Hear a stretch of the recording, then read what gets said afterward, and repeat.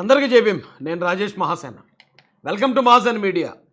కూటమి ప్రభుత్వం అధికారంలోకి రాగానే వైసీపీలో ఉన్న దొంగలందరూ సైలెంట్ అయిపోయారండి. వైసీపీ పార్టీని అడ్డుపెట్టుకుని ఎవడైతే ప్రజాధనాన్ని దోచేశాడో, ప్రజల్ని రకరకాలుగా హింసించారో, ఇలాంటి దొంగలు రౌడీలు అందరూ సైలెంట్ అయిపోయారు. ఉదాహరణకి కొడాలి నాని ఎక్కడన్నా మీడియాలో కనపడుతున్నాడా? వల్లభనేని వంశీ, రోజా, దూరంపూడి చంద్రశేఖర్ రెడ్డి ఇలాంటి వాళ్ళు ఎవరు ఇక బయటకు వచ్చి మాట్లాడే ధైర్యం చేయట్లే. అందరూ సైలెంట్ అయిపోయారు. అయితే ఈ క్రమంలో ఒక వ్యక్తి మాత్రం బయటకు వచ్చి తొడగొట్టేయడం మొదలెట్టాడు. ఏదో డిక్కీ బలిసిన కోడి చికెన్ షాప్ ముందుకు వచ్చి తొడగొట్టింది అన్నట్టు పేర్ని నాని మాత్రం ప్రతిరోజు మీడియాలో కనపడుతూ కూటమి ప్రభుత్వాన్ని మళ్ళీ విమర్శలు చేస్తూ వైసీపీ చేసిన పనులని వెనకేసి రావడం మొదలెట్టాడు. అయితే నేను అనుకున్నాను, ఓహో మనోడి దగ్గర ఏమో అవినీతి ఉండదు, అందుకే ఇంతలా చెలరేగిపోతున్నాడు కుర్రోడు అనుకున్నాను.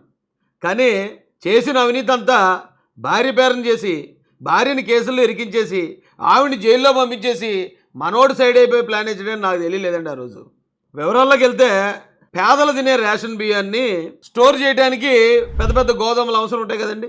అలాంటి గోదాములు మన పేరు నాని కట్టించాడు. కట్టించింది అతని పేరును కట్టించలేదు, వాళ్ళ భార్య పేరును కట్టించాడు. కట్టించి ఈ పేదలకు ఇవ్వాల్సిన రేషన్ బియ్యాన్ని దాదాపు 7,700 బస్తాలు ఆ గోదాముల్లో స్టాక్ వేయించాడటండి. ఆ స్టాకులో నుంచి 3,700 బస్తాలు మాయమైపోయాటండి. 185 టన్నులు. ఎలా మాయమైపోయారో బాబు పేరు నాని అంటే మనోడు ఏం చెప్తున్నాడు తెలుసండి కబుర్లు. హడావుళ్ళలో మేము ఈ బస్తాలు మార్చడానికి ట్రై చేసామండి, అప్పుడు ఎక్కడైనా పడిపోయేమో అని అంటాడంట. ఏమంటే ఒక ఎద్దుల బండి మీద ఓ 10 బస్తాలు వేసుకెళ్తుంటే అందులో బస్తా పడిపోయిందంటేనే మనం నమ్మం. అలాంటిది 3,700 బస్తాలు మిస్ అయిపోతాయా? ఇంకో కారణం చెప్తున్నాడట, ఆ వేబిల్ అంటే తూకం వేసేటప్పుడు ఏమైనా తేడా వచ్చిందేమో అండి. తేడా వస్తే ఓ 100 కేజీలు తేడా వస్తుంది, 200 కేజీలు తేడా వస్తుంది, 185 టన్నులు తేడా వస్తుందా?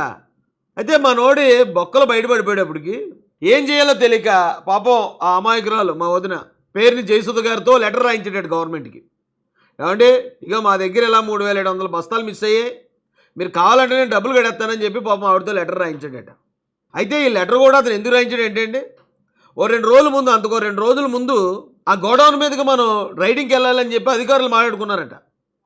మాట్లాడుకుంటే ఇది ఎలాగో మనోడికి అందేసింది ఉప్పు అందేయడంతో వాడి అమ్మ ఈ 2 రోజుల్లో మనం 3,700 బస్తాలు ఎక్కడ కొంటాం, ఎక్కడ పెడతాం, కాబట్టి దాని బదులు ఈ లెటర్ రాయితే సరిపోద్ది, ఈ 185 టన్నులు కూడా ఎలకలు తినేసేయని రాస్తే బాగుంటుంది అనేదో పనికిమాల కారణాలు ఎత్తికాడు మనోడు.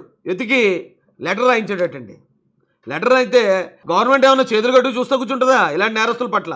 పాపం గోడౌన్ ఆవిడ పేరును ఉండటం వల్ల ఈ రోజున పేరుని జయసుధ గారి మీద కేసు నమోదైంది.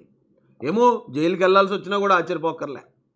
అయితే ఏంటి పేద ప్రజలు తినే ఈ రేషన్ బియ్యాన్ని ఇలా అమ్మేసుకుంటున్నారేట నాయన. ఈ పేరుని నాని ఏమో ఈ 3,700 బస్తాలని కాకినాడ తరలించేసి ఉంటాడు. అక్కడున్న దూరంపూడి చంద్రశేఖర్ రెడ్డి ఏమో ఆ 3,700 బస్తాలని షిప్పుల్లోకి ఎక్కించేసి ఐవరీ కోస్ట్కు తరలించేసి ఉంటాడు. ఇది తప్పురా బాబు అని ఓ పక్కన పవన్ కళ్యాణ్ గారు, మరో పక్కన చంద్రబాబు నాయుడు గారు మాట్లాడుతుంటే జగన్మోహన్ రెడ్డి గారు వచ్చి ఏం తప్పే ఉందండి, బియ్యాన్ని ఎక్స్పోర్ట్ చేస్తే తప్పే ఉంది అని వాళ్ళ స్టేట్మెంట్ ఇచ్చాడు ఆయన. అన్న జగనన్న తప్పలేదు, కానీ మన చేలో పండించుకున్న బియ్యాన్ని మనం ఎక్స్పోర్ట్ చేయొచ్చు, కానీ పక్కోడు చేలో పండించుకున్నది, పక్కోడికి అందాల్సిన రేషన్ బియ్యాన్ని అడ్డదిడ్డంగా దొబ్బేసి మనం ఎక్స్పోర్ట్ చేయకూడదన్న. దాన్ని ఎక్స్పోర్ట్ అంటారు, దాన్ని దొంగతనం అంటారు. అందుకే ఈ రోజున పాపం అభం శుభం తెలియని అమాయకురాలు పేరుని జయసుధ గారి మీద కేసు నమోదైంది. ఏమో ఆవిడ జైలుకి వెళ్ళినా కూడా మనం ఆశ్చర్యపోకర్లే. మన పేరునికి ఎటకారం ఎక్కువ ఎప్పుడూ అంటూ ఉండండి, ఒరే బాబు నువ్వు తాడిచెట్టు ఎందుకు ఎక్కేవారంటే దూడ గడ్డుకొనేకి ఎక్కినాడట. అంతకుముందు ఎవడో మా పేరు నాయన అంటుడే సంబంధం లేకుండానే 3,700 బస్తాలు అటండి ఎక్కడో పడిపోయాట. 3,700 బస్తాలు వేయింగ్ మిషన్ ఏదైతే ఉంటుందో ఆ తూకంలో తేడా వచ్చి ఉంటుందండి. ఒకటేరా 185 టన్నులు తేడా వస్తుందా? ఇంకా చెప్పేవాడు పేరునైతే వినేవాడు జగనట. అలా ఉంది మీరు చెప్పే కథలు. ఇదండి మన పేరుని నాని గారి ప్రతాపం. జై భీమ్, జై భారత్, జై మహాసేన, జై తెలుగుదేశం, జై చంద్రబాబు, జై లోకేష్ అన్న.